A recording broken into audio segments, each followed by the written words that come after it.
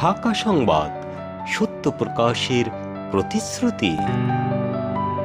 অত্র স্কুলের সম্মানিত প্রধান শিক্ষক, অন্যান্য শিক্ষকবৃন্দ, আমাদের বৈষম্য বিরোধী ছাত্র আন্দোলনের প্রতিকৃত আমাদের ছাত্ররা, আমাদের প্রিন্ট ও ইলেকট্রনিক মিডিয়ার সাংবাদিকবৃন্দ সহ উপস্থিত সুধীমণ্ডলী, সবাইকে স্বাগত জানাচ্ছি।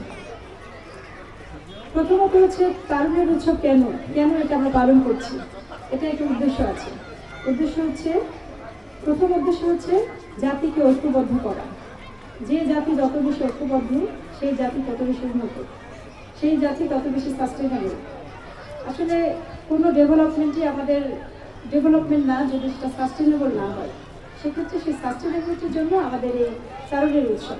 ওর বয়স খুবই কম, ওর বয়স হচ্ছে মেবি 4-5 বছর। তো ও হচ্ছে বরিশাল আন্দোলন করছে, পানি খাওয়াইছে। ও খুব একটা মানে নেটে খুব ভাইরাল একটা ছেলে, মানে কিন্তু এর জন্য আমি কিছু বলতে চাইছিলাম, কিন্তু হয় না। অসহায় এর কথা বলা হয়েছিল আপনাদের কাছে, মানে এটাকে সাহায্য করার জন্য। খুব গরিব আর কি, অনেক গরিব। বাকের কথা বাদাম বিক্রি করে, ঠিক আছে।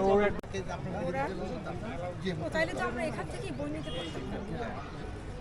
মোহাম্মদ রফিক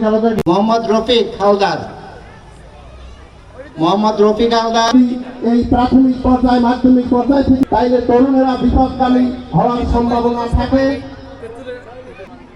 এই বাংলাদেশের তবে এইসব সংগ্রামের পর এই তরুণদের ভুলে যাওয়া হয়, তখন সরকারি আবার দেশের মানুষের জন্য কাজ করছে। উদাহরণ হতে পারে 24-এর এই অভ্যুত্থান।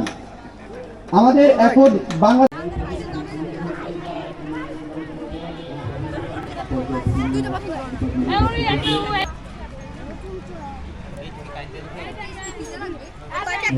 এখনো কয়েক হাজার যারা